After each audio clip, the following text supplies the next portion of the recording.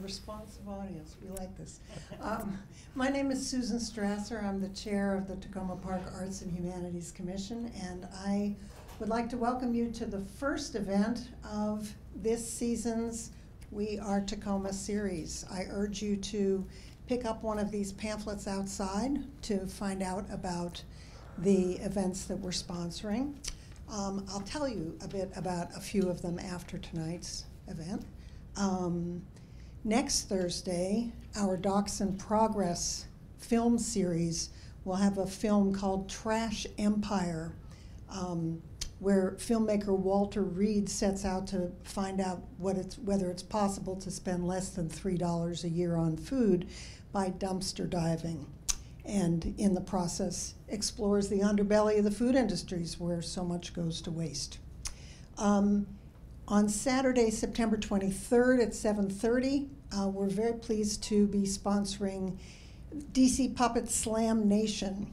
9 of the region's best puppet creators are going to get together for basically a puppet slam. Think poetry slam, only puppets. Serious, abstract, silly, thought-provoking. Performances, it says here, are suitable for young and old, with some material aimed more at the adult crowd. It's at 7:30, so the littlest ones will be in bed anyhow.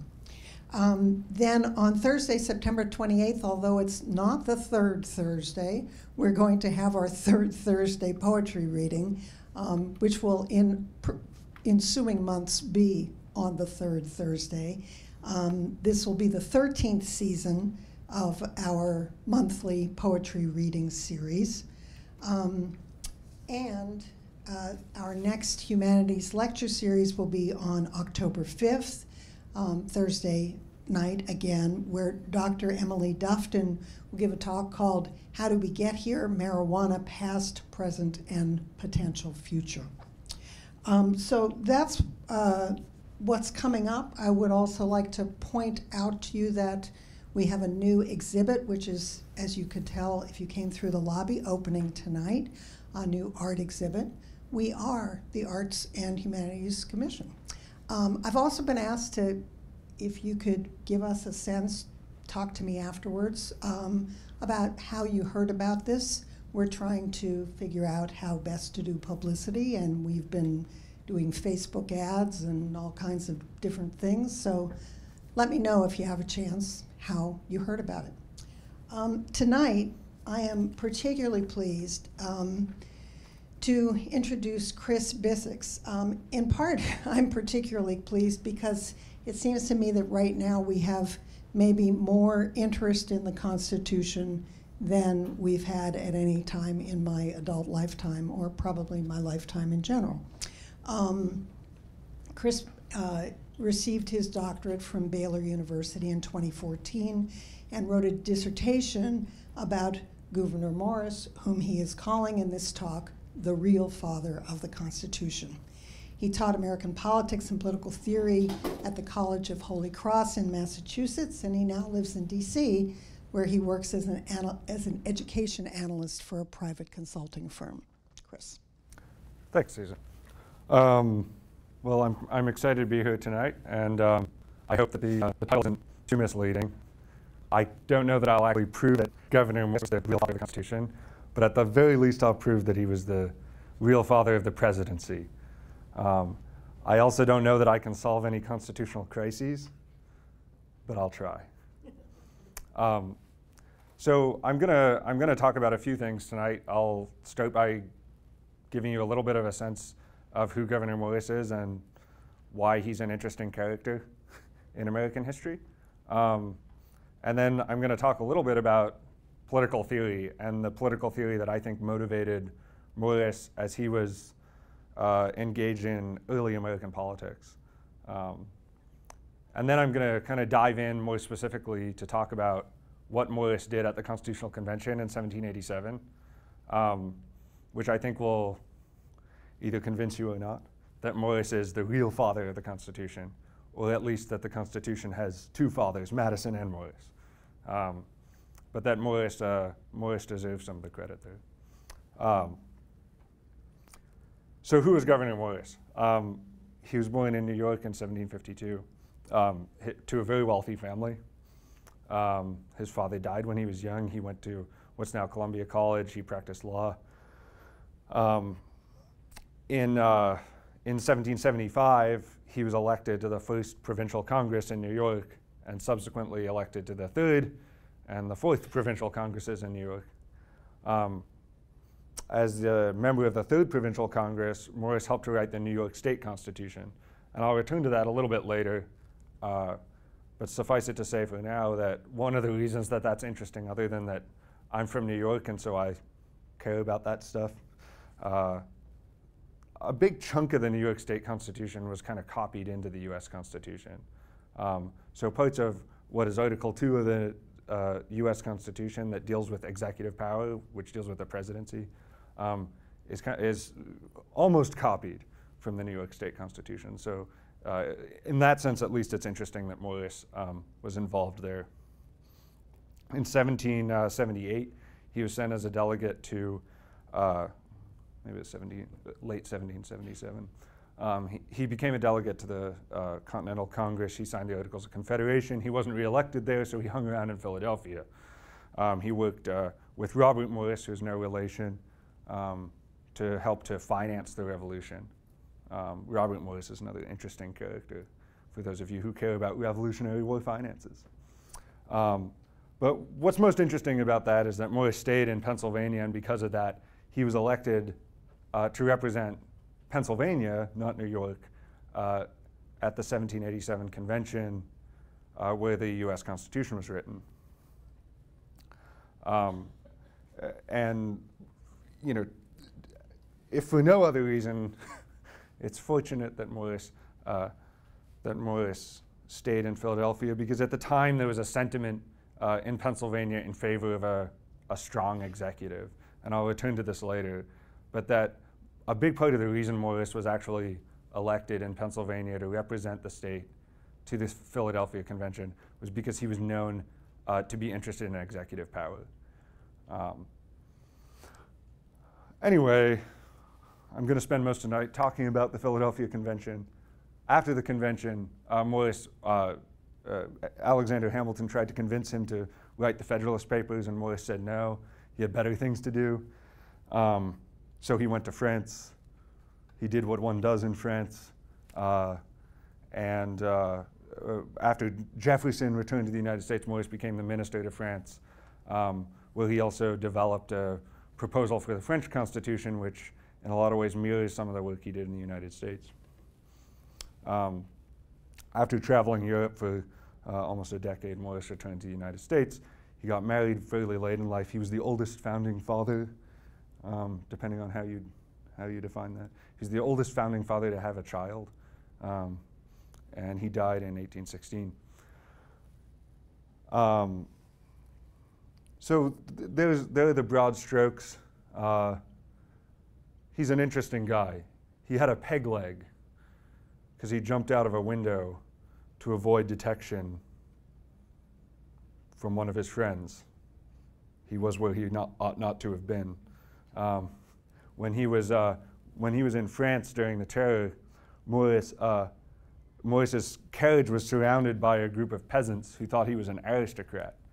And so he leaned out of the carriage and he took off his leg, and he waved his leg over his head and said, "I lost my leg in the service of liberty," which is not how he lost his leg, but a good story nonetheless. So Morris was a bit of a character, and I'll touch on this as I try to describe why most of us don't know a lot about Morris. But maybe that's, in a certain way, that's the most interesting thing, that despite everything I'm going to tell you about Morris tonight, most of us have heard his name or maybe seen a biography of him, but few of us know the extent to which Morris influenced all of American history by his influence on the Constitution. And a big part of that was that Morris was just kind of a jerk. Nobody liked him. He managed over the course of his career to make enemies with Jefferson and Hamilton, and Adams and Madison and John Jay, a few other important people. He was kind of famous for being boisterous and arrogant, for getting up in people's faces. And most of his enemies did a pretty good job after his death of making sure that people didn't remember him. But to the extent that Morris has been remembered, he's been remembered for being an aristocrat, for favoring an aristocratic constitution that only protects the interests of the wealthy. And there are good reasons why he's remembered that way. For example, if you read anything about Morris, you'll read that he wrote a letter to his friend where he said of a group of a popular uprising, the mob begins to think and to reason, the poor reptiles. Calling people reptiles not always a good way of making friends. Morris wasn't very good at making friends. But what I'm going to argue tonight is that Morris's political theory was a little bit more nuanced than his personality. And that what Morris intended to do politically was not, in fact, to institute an aristocracy, but to actually prevent what he saw as the most harmful kind of aristocracy from taking hold in the new United States. So what was Morris's political theory? I'm going to delve into the history of political institutions in more detail than I probably should, but I can't help myself. There are two kind of main themes that I want to touch on when it comes to Morris. The first is mixed government, and the second is separation of powers. Separation of powers, I assume most people are fairly familiar with, and maybe not so much mixed government. The theory of mixed government goes back at least as far as Aristotle, although people were talking about it before then. And the basic principle here is that the few and the many, or the upper class and the rest of the classes, or the rich and the poor, depending on how you formulate it, are always going to be in conflict, and that there's nothing you can do about that. You can't stop them from being in conflict with one another because they have different interests. People who are in power, people who are wealthy, people who are aristocrats are going to want to preserve their interests. They're going to want to preserve their wealth and their power and so on. But most people, everybody else, isn't going to want to preserve that. They're going to want to get something for themselves. They're going to want to promote equality. They're going to want to promote a dispersion of power rather than a concentration of power. The conflict, historically speaking, the conflict is pretty bloody, right? And so the idea behind mixed government is that if you give both sides some share in government, then you can prevent them from literally killing each other. So some examples of this you see in the Roman Republic. You have kind of popular assemblies, and you have an aristocratic senate. You have examples of this in the British government, most famously, right? Like a House of Commons and a House of Lords. Most people don't think that this is what we have in the U.S. Constitution, and I'll try to argue that in a certain way it is. But the second thing that interested Morris is separation of powers. And the idea behind separation of powers in a nutshell is that there, depending how you count them, there are 2 or 3, or in very rare cases 4 kinds of power, functions of government, and that they needed to be separated from each other. They need to be separated from each other because if they're all in one place, then you'll be more likely to have tyranny. And that's no good for anybody. The thing is, most of the time when we think about separation of powers, what we actually think about is checks and balances. So when I was teaching, if I would ask my students, what is separation of powers, they would say, it's the president and Congress balance each other out. That's true in the US Constitution. But historically speaking, when people talked about separation of powers, they didn't usually mean checks and balances. They usually meant nothing more than the powers were separate. So again, if you look at the British Constitution, you also have an example of separation of powers. But historically, the fact that the Parliament is separate from the king doesn't mean that the monarch doesn't have some kind of control over the parliament. So in fact, parliament wasn't a check, an independent check on the monarch in the way that the Congress was designed to be a check on the executive. So checks and balances is really a different kind of thing than separation of powers. Checks and balances means that the different parts of government, so maybe we've separated them, sure, but that the different parts of government are going to balance each other out so nobody can exert too much power. And really, checks and balances more comes from the idea of mixed government than the idea of separation of powers. So checks and balances is necessary to have mixed government because you need to have the two sides, those two classes, balancing each other out. You don't need to have checks and balances in separation of powers, but we usually do, and we do in the US Constitution. And what I'm going to show tonight is that a big part of the reason we have checks and balances in the US Constitution is because Morris wanted to bring mixed government and separation of powers together. He wanted to use separation of powers to solve that problem that mixed government is trying to solve. He wanted to use the executive and the legislative power to balance out the interests of the few and the many, or the aristocrats and the people. And he tried to do that in the Philadelphia Convention.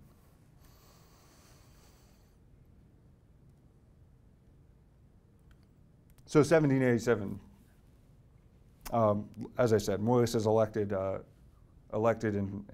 represent Pennsylvania at the Constitutional Convention.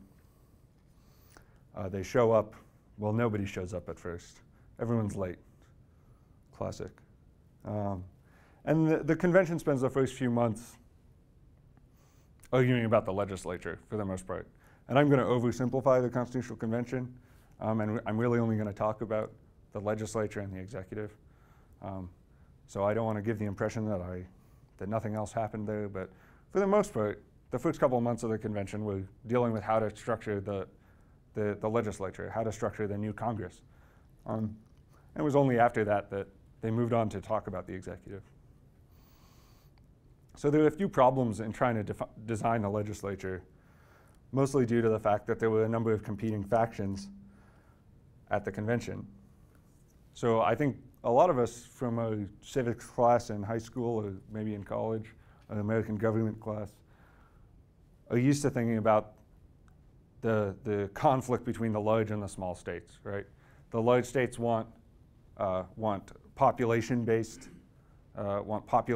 representation because it favors them because they're bigger. And the small states want equal representation for all the states. Otherwise, they'll be undermined. And we're probably a little bit used to thinking of things in terms of North and South. This is more connected to the Civil War, but Madison says just a few weeks into the convention, when they start fighting about the large versus small thing too much, Madison actually stood up and said, whoa, wait a minute, guys. I'm paraphrasing here. Wait a minute, guys. The real issue here is the North versus the South. It's the states who are most interested in preserving slavery versus the states who aren't interested in that. And that's the real issue we need to deal with. And I think Madison says that deliberately to try to reshuffle the cards a little bit. What only the nerdiest of political scientists think about is that there were aristocrats and Democrats at the convention. So there were people at the convention who very openly advocated for a system that wasn't representative, or that kept government as much as possible from being elected by or responsive to the people. And there were others who went in the opposite direction and said, no, every office in government should be directly elected by the people they represent. And this caused a fair amount of conflicts over the course of the convention as well. In the case of the legislature, what allowed these things to what allowed the convention to overcome these differences is what we usually call the Great Compromise or the Connecticut Compromise, right? Which I'm sure we're familiar with, right? That the Senate, equal representation, 2 senators for each state, and in the House, proportional representation, proportional to the population of the states. So you by splitting Congress in 2, and by allowing different sides to get what they want in one body, you create a kind of compromise. And you can see how each of those 3, not just the large versus small, but each of those 3 factions would be interested in those two sides of things, right? So the large states want want proportional representation, but so do the northern states, and so do the Democrats. And the small states want equal representation. They want each state to just have 2 senators or 3 senators or however many. Well, the southern states, and by that I mostly mean North Carolina, South Carolina, and Georgia, they want that too because they're afraid that the northern states are going to try to end slavery. And so they want essentially a veto power. And the aristocrats like the idea of the Senate as it turns out, because it doesn't directly elect the senators, by the people. And so it removes things a little bit. And it creates a little bit more of an elite body in the Senate that they think can be a kind of check on the House of Representatives. Well, that all sounds great. Everybody's happy. But Morris isn't happy. I promised I'd talk about Morris. So Morris isn't happy. And there are a couple of reasons for this. But first I want to just kind of tell you what Morris says. First, Morris says that this has created a tyranny. But what's weird about it is that he says that this has created an aristocracy. And that's kind of counterintuitive. We can see why someone would say that the Senate was an aristocracy, not directly elected by the people, small group, 26. It's a little bit harder to see why Morris would think that the legislature as a whole constituted an aristocracy.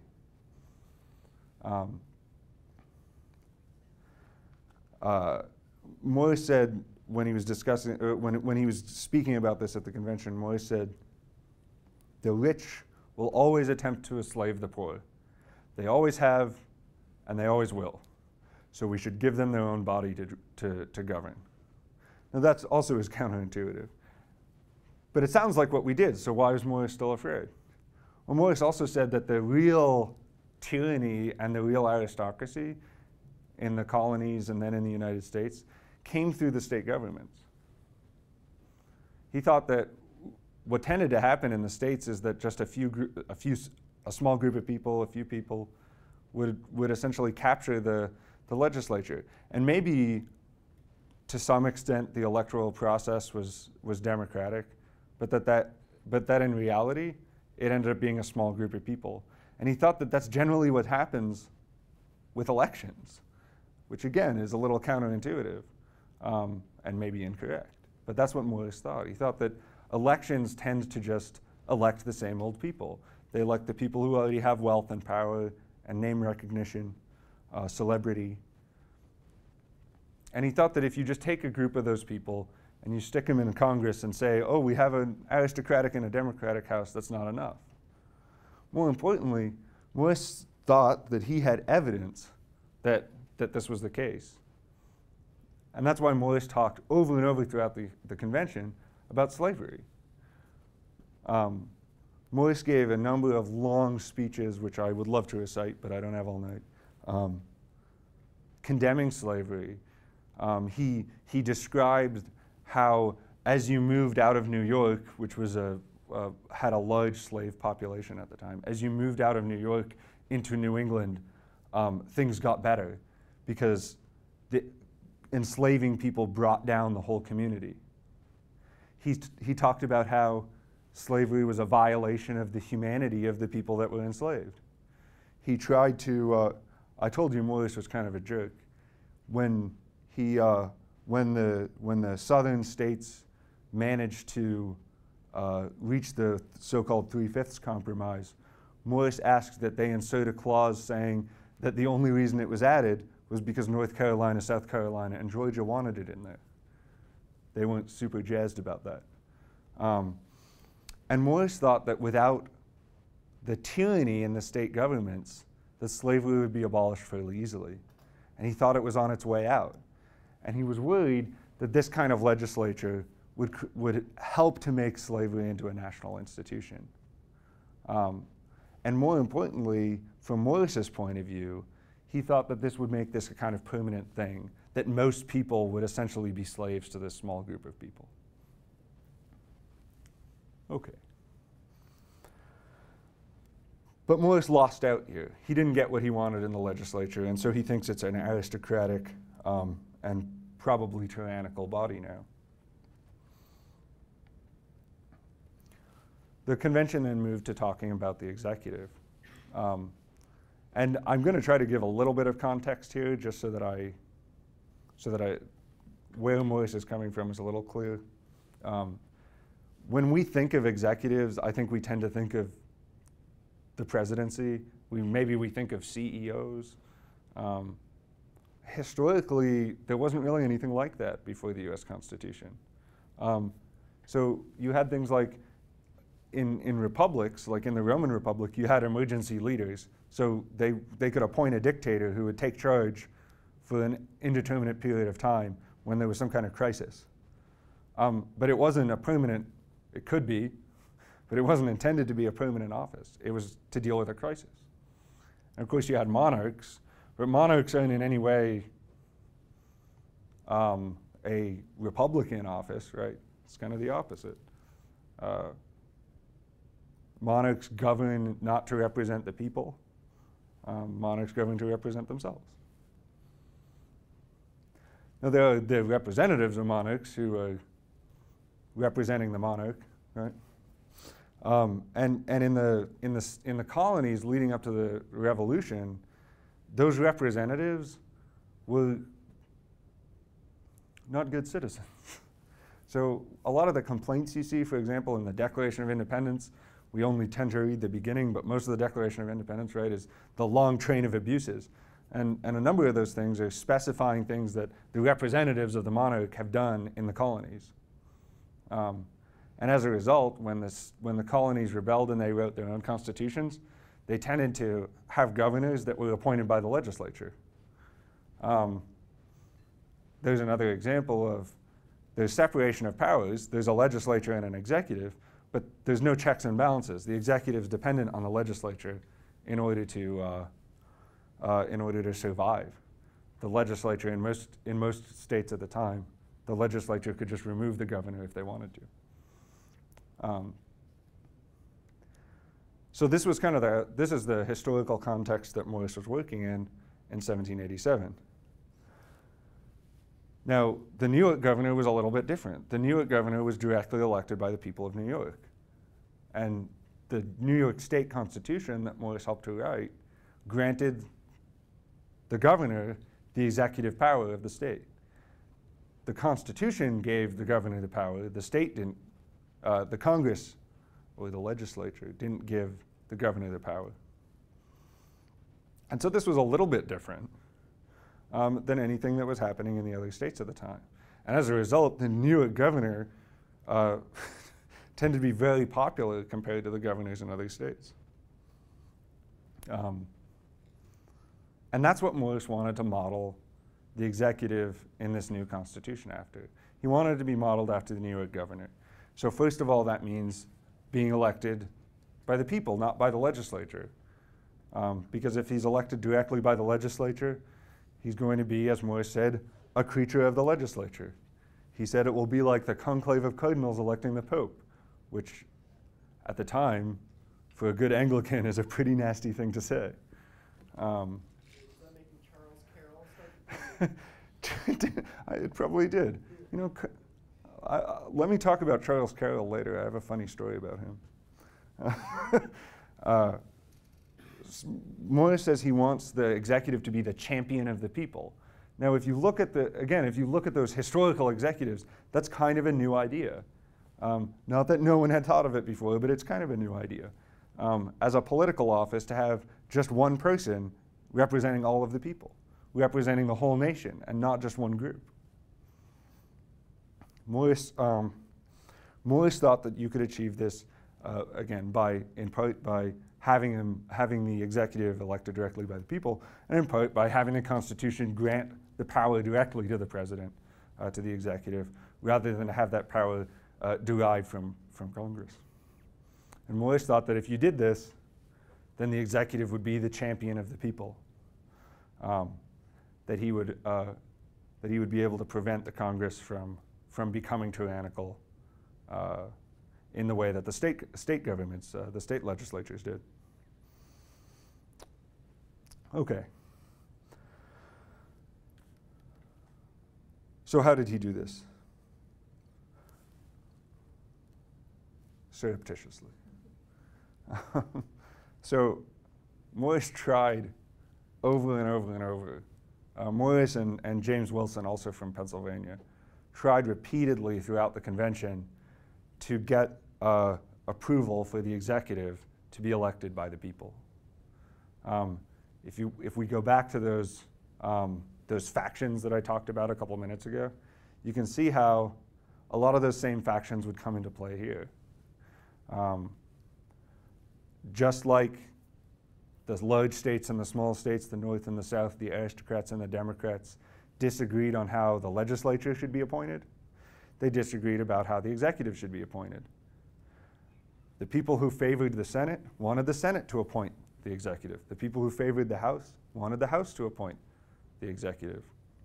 A few people said, oh, we like the way things are, we'll have Congress as a whole appoint the executive. Somebody said we have a special committee appoint the executive, and then they forgot about that. So Morris kept trying, it wasn't working. He and James Wilson would take turns proposing popular election, and it would get voted down. And what happened was, over the course of the summer, presumably as it got hotter, each time they proposed it, like a few more people would vote for it, would vote for popular election. And it became increasingly clear that that same deadlock that we found earlier with Congress was going to apply to the executive. And so it was going to be very difficult to figure out how to elect the executive. Those two things are probably synonyms in this case, but Morris, how Morris finally got what he wanted was through committees. And this is another reason that Morris, to some extent, has been forgotten, because there are no records of the committees. And so everything that we know about what Morris did here has been gleaned over time from people's letters, people's diaries who were at the convention, from Morris's diaries, mostly from a lot of letters that James Madison and others wrote to a historian who got interested in Morris right after his death. And what we know is this. Morris was on two committees towards the end of that summer. One was, these committees didn't really have names, except to the extent that Madison gave them names in his records. One was the Committee on Style, and the Committee on Style was charged with taking proposals that had passed on the floor in the convention and turning them into something. And we know from a couple sources that the chair of that committee, whose name was Johnson, would give it to Morris to write. And so most of the Constitution as we know it was written by Morris. So there are a few interesting examples of this. One is the preamble, right? So the preamble at the time was first proposed to list out all the states. We, the people of, and then a list of all the states, do ordain and establish this Constitution. That was it. So Morris, not only did he take out the list of states, but he also wrote down a list of purposes, a list of reasons why we were ordaining and establishing this Constitution, to establish justice and so on. What else did Morris do? Morris changed the first sentence of Articles 1 and 2 so that they wouldn't match. Article 1 says, the legislative powers herein granted are vested in the Congress. And Article 2 just says, the executive power is vested in the president. So that he took out that clause, herein granted, when it comes to the executive. All the executive power is given to the president. Only the legislative powers written down, listed, are given to Congress. So by doing that, he expands the power of the executive. He also wrote most of Article 2, and as I mentioned earlier, kind of copied it out from the New York State Constitution, which he had helped to write as well, which left the notion of executive power fairly vague and fairly broad. But the other committee Morris was on, which we affectionately call the Brearley Committee because William Brearley was the chair. For those of you who are interested, somebody actually wrote an article that really was the real father of the Constitution. So there are all sorts of nuts out there. But on this committee was, Madison called it the Committee on Unfinished Business. And you can imagine what they did. They finished the unfinished business. So things that nobody could agree on the floor in the convention, they would send it to the Committee on Unfinished Business at the end of August and tell them to figure something out. And we don't know what happened there, but what we do know is this. Morris was on the committee, and when they came back, Morris presented this plan. And the plan was for what we know as the Electoral College, that the president wouldn't be elected by Congress and wouldn't be elected by the people, but would be elected by an independent body.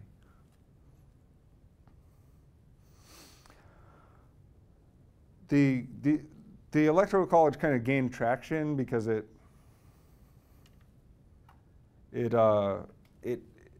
incorporated those same elements from the so-called Great Compromise, right?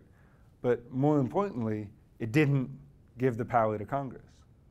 So it made the election of the president separate from the election of Congress. It's still, numerically, it still incorporated the kind of the numbers, the breakdown from the Great Compromise in the Congress. And so those factions are satisfied. But the people who wanted a strong and independent executive are also satisfied because the president's selection is removed from the legislature. And Morris thought that with an election like this, for two reasons. One, because he thought the election would essentially be a popular election, that the electors would be chosen by the people, and that was close enough. But also because the Electoral College, the votes in the Electoral College can't go to two people from the same state. And so he thought it would force people to look farther afield than their own state. And so it would break up those little mini tyrannies in the states. Because of that, Morris thought that, I think he said, the people will never fail to elect a man of continental reputation. He was thinking of George Washington, I think, when he said that.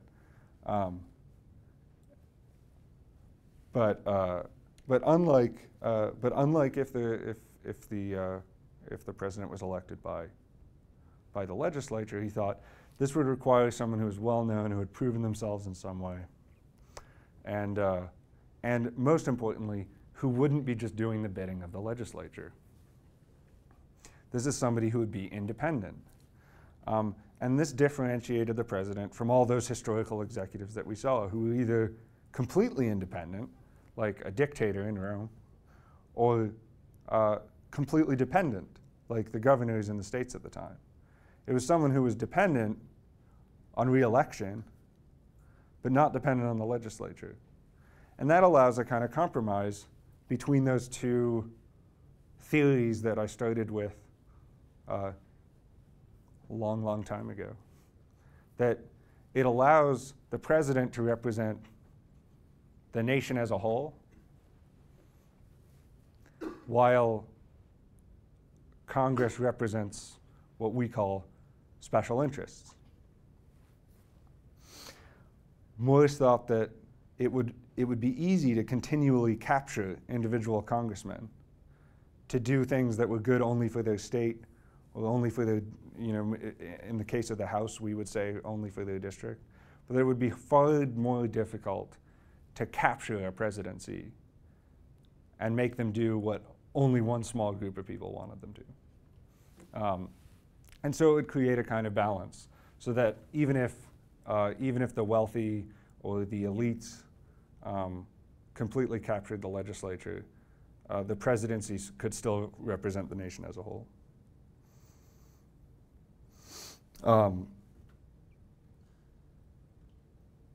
I'm happy to answer any questions. Yes? The obvious question Could is, you, we're recording this, so the questions need to be recorded.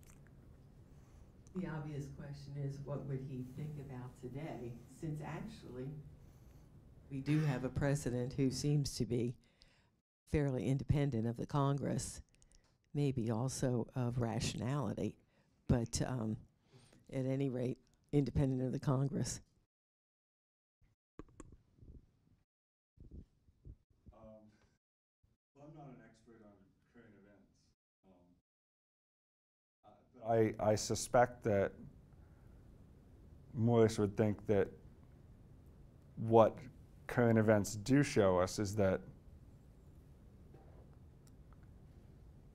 it's very difficult to gain control of both the presidency and the Congress and get them to do the same thing at the same time to benefit just a small group of people. So I think that you can see that in the way that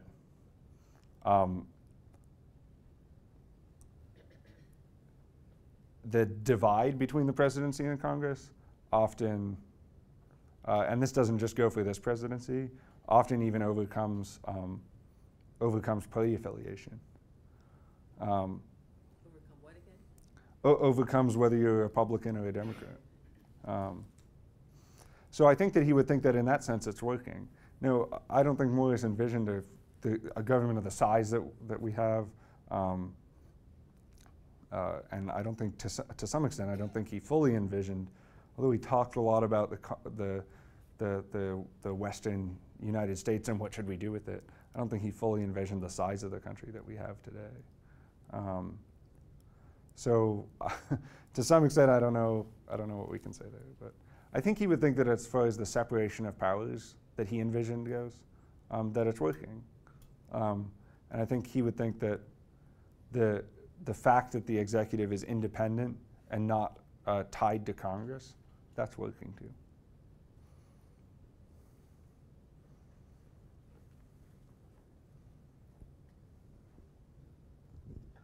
Thank you, Professor. My name's Connor Clark. I'm in DC with the Department of Commerce, and I'm wondering, both for you can have I'd be interested in your subjective opinion, but also objectively, what the founders and framers thought at the time about this aristocratic democratic tension in terms of the little d Southern Democrats, so to speak.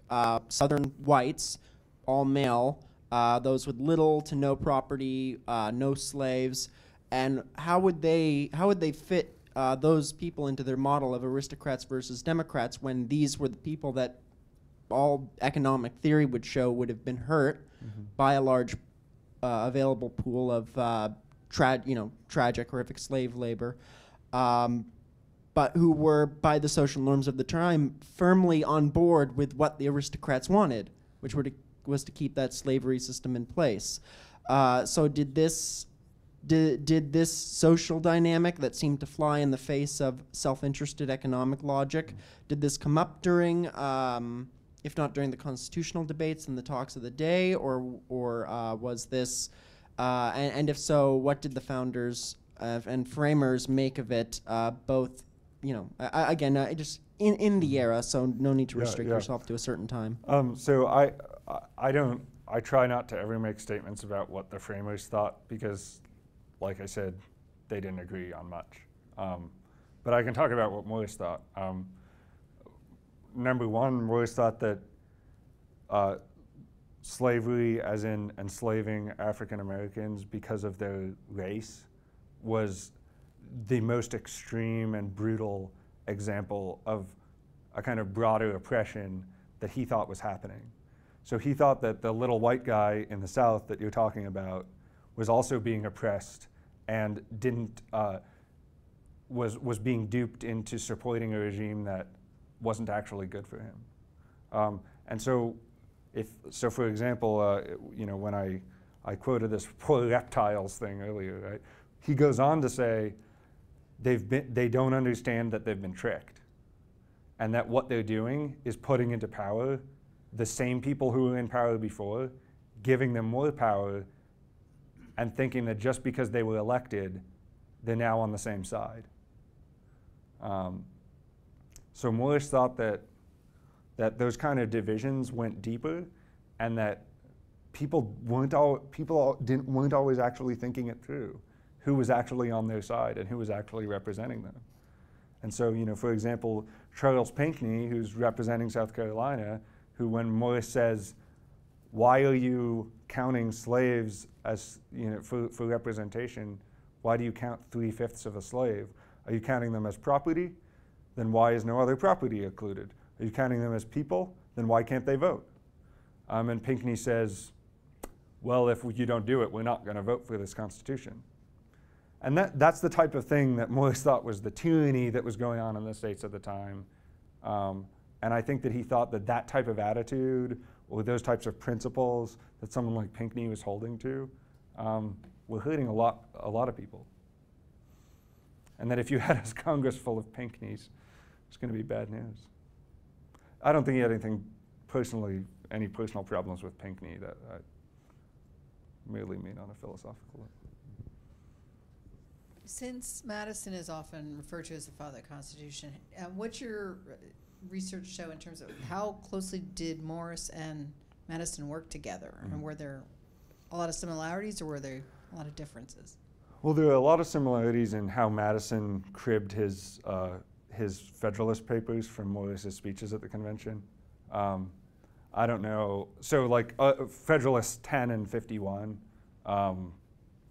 if you go back and look at the convention notes, they look like things Morris said at the convention, more than they do like things Madison said.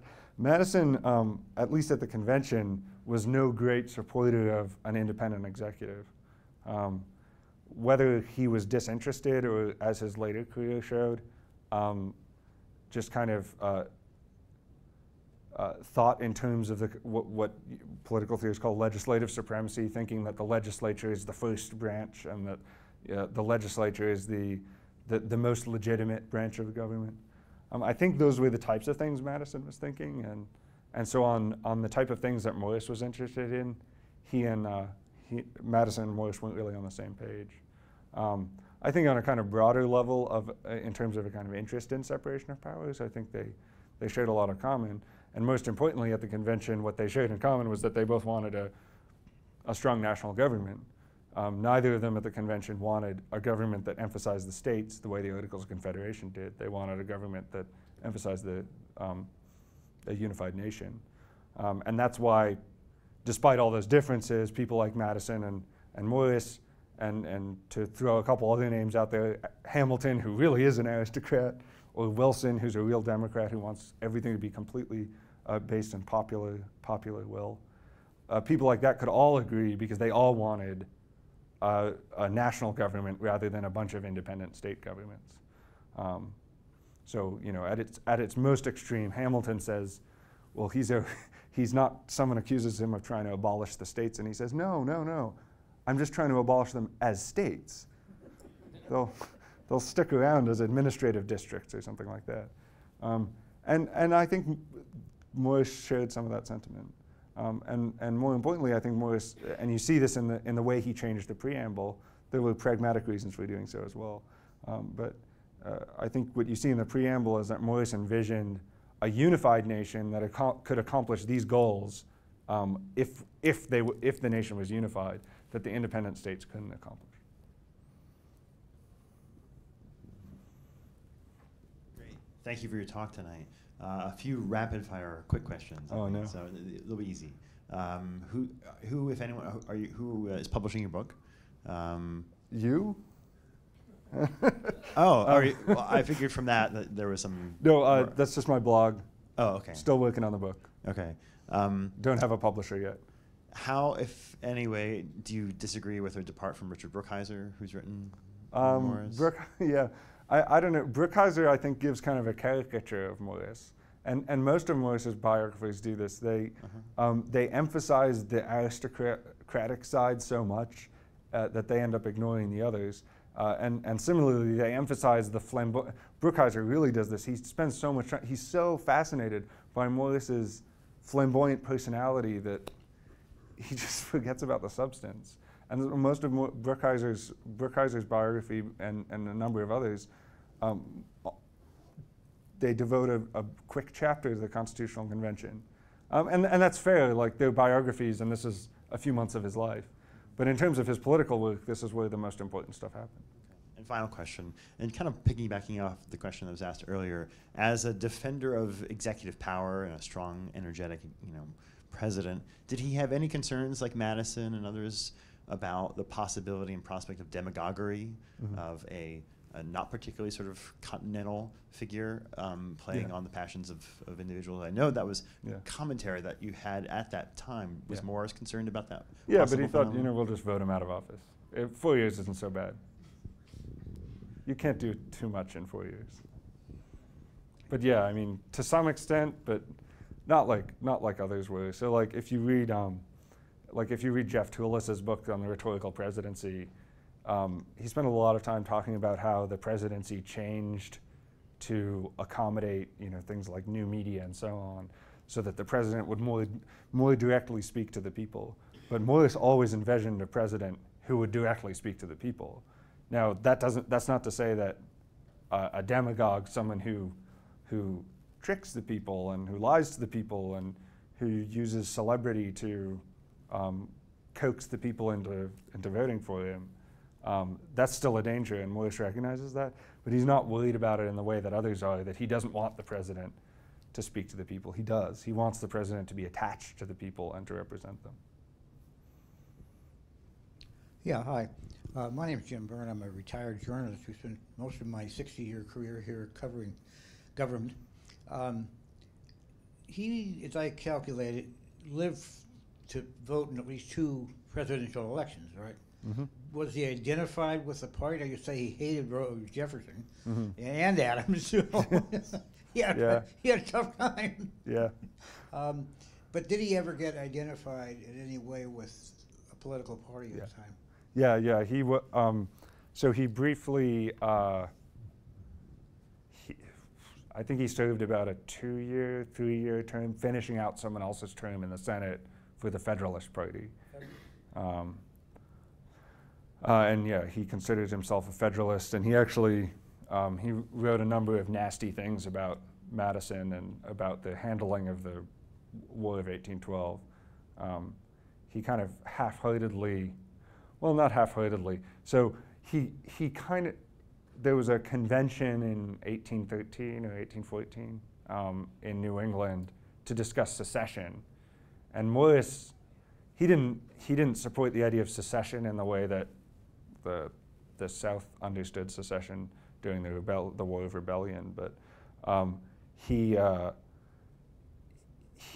said that he thought that the Madison administration was so inept that the Constitution had effectively been overthrown, and so there was no secession, there was nothing to secede from, so it's time to start a new country. So for someone who wrote the Constitution, he didn't have a lot of faith in it.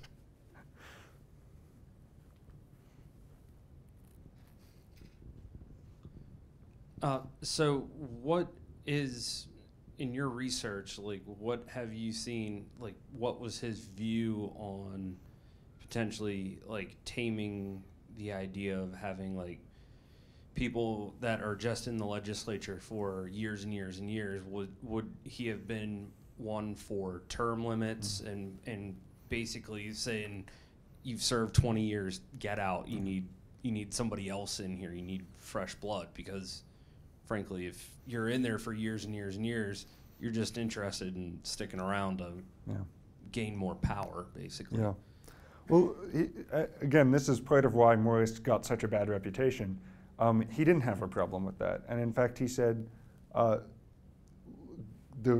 I quoted earlier, he said, the rich will always attempt to enslave the poor. Okay, so let's give him the legislature and move on with our lives. He was fine with the idea that a small group of incredibly powerful people would dominate the legislature. And he thought that with the executive separated from that, there would be opportunity for someone else to come to be elected. Maybe somebody like Jackson. But to some extent, even people as different as Adams and Jefferson in a short period of time. I don't think Morris ever thought that some guy was going to come off the street and be elected. His concern was more who was the elected official actually trying to represent, than what was their background. You know, another thing he says is somebody accused him at the convention of favoring aristocracy, and he says, it's not the name, I don't care about the name aristocracy, call me an aristocrat. He said, it's the thing that I'm worried about. And what he thought the thing was, what he thought bad aristocracy was enslaving people. And he thought that if you keep the executive and the legislature at odds with each other, it'll be very difficult for either of them to actually enslave anyone.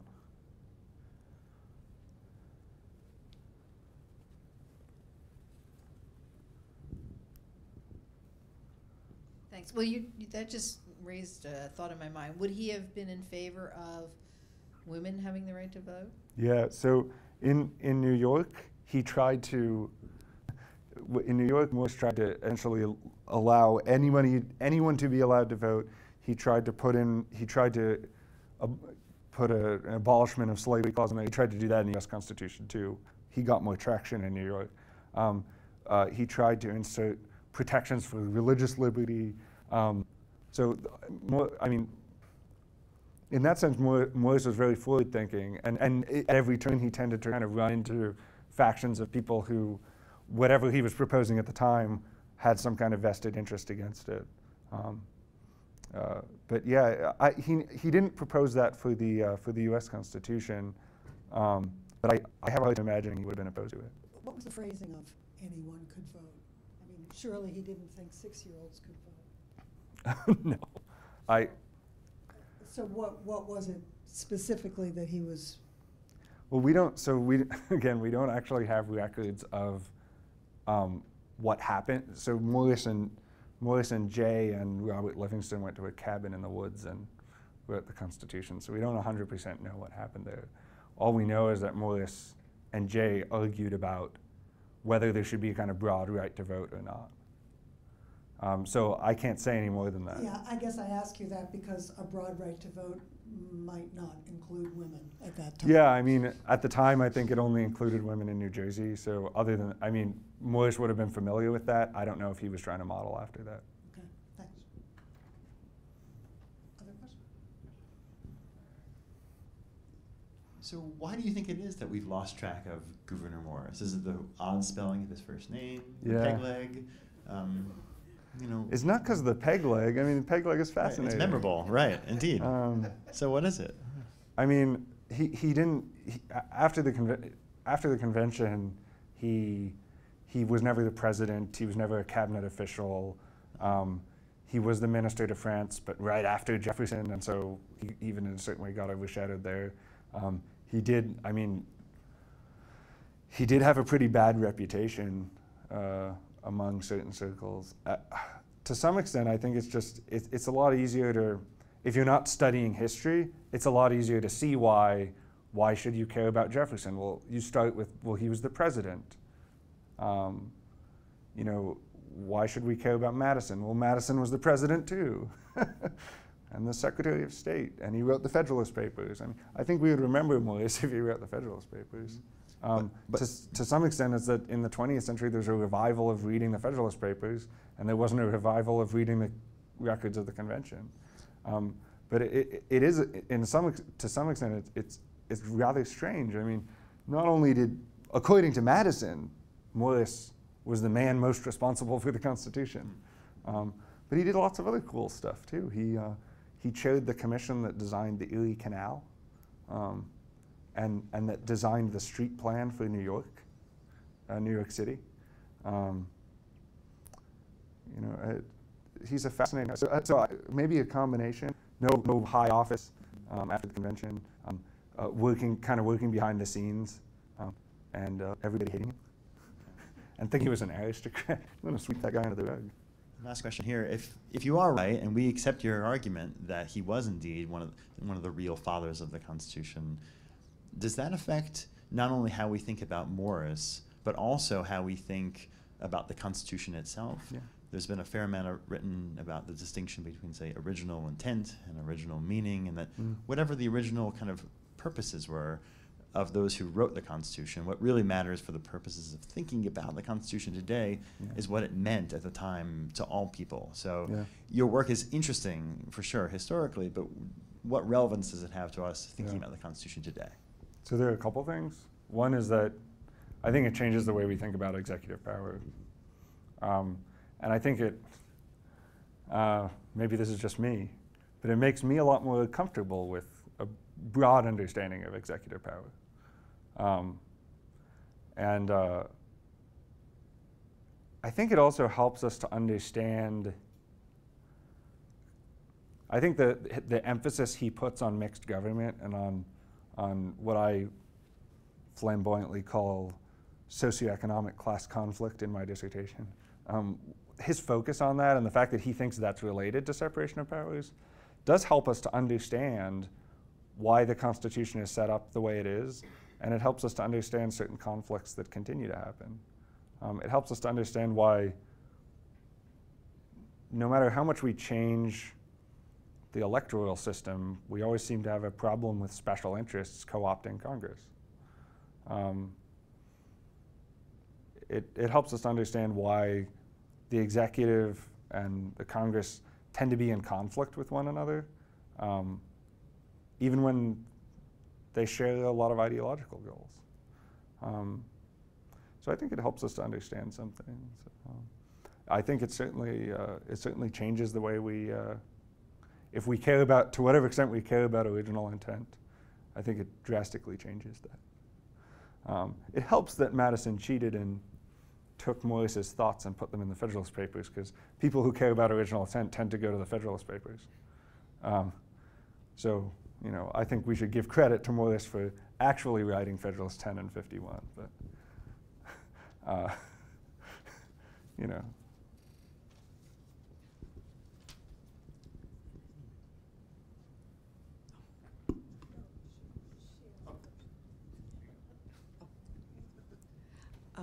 Do you think the gerrymandering in the states is an expression of that kind of aristocratic tyranny within the states that he was concerned about?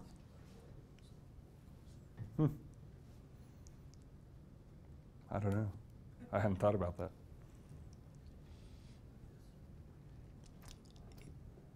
It certainly seems that special interests have taken over the state governments. Oh, yeah, yeah. They always, as Morris said, they always do, they always will. We just got to figure out what to do about that. What would he have thought of like executive actions by the president? Like, because it seems like the most recent, like several presidencies, it seems like they start issuing executive actions on a lot of things and they just bypass Congress, but you know, it's not making any laws. It's basically, here's an executive action and it only holds true while that president's in power, and then the next one comes in and can completely undo stuff. Would he have thought that doesn't accomplish anything in government, or would he have been all for that if he wanted a strong executive? I mean, I'm speculating because I don't think he envisioned that, this modern scenario, but I think he would be fine with that. You know, he talked repeatedly at the convention about when discussing term limits or the length of terms or and so on, that he thought that the president should have broad power as long as the president had broad support, and that if the president kept getting elected, that would be a sign of that support. I think having term limits hurts that argument, but you know, I didn't choose that amendment. So as far as executive actions, executive orders in particular, I have a hard time seeing him having a problem with it. His understanding of executive power was very broad. That from what I can tell, his understanding of executive power was something along the lines of, if Congress doesn't tell you not to do it, you can go ahead and do it. But you know, I think you also see, I mean, it's less dangerous, right? It's less dangerous for a president to be able to do something for 4 years and then have it overturned if someone of a different view wins the next election. So if a president does bad things, it's a lot easier to overturn that than if a new law is passed, a bad law is passed. So during Morris's time, the idea was that the president would get elected, but wasn't the legislators also elected? How were they chosen to serve or whatever? Yeah, so at the time, after the initial ratification of the Constitution, yeah, the legislators were elected by the people of the states and by the people of the states that could vote, and the Senate was elected by the state legislatures. So it's just that there were a smaller number of people in the state. I see what your question is. Yeah, I think Morris thought that by having it, because the presidency is a national office, and this is similar to the kind of argument that Madison makes in Federalist 10, that because of the kind of size and diversity of interests across a large country, it'll be a lot more difficult to find a president who's willing to represent just one very small group of people. Whereas that's almost certainly what the people elected for a specific state or specific district are going to try to do. In Morris's view, they're certainly going to only try to represent their state, and more likely than not, they'll just try to represent whoever's most powerful in their state. It's harder to rig an election on a national level. Other questions? Well, I was going to tell us about Charles Carroll. Oh, Charles Carroll. Yeah, so Charles Carroll spoke 3 times at the convention, as far as I know, and 2 of them, Charles Carroll was a delegate from Maryland at the convention, for those who don't know. I think he spoke 3 times at the convention, and 2 of them were to say that he agreed with Governor Morris. Oh. So, Maryland history. Well, thank you, Chris, and thanks to the audience for a terrific set of Thanks. lively questions. Thank you.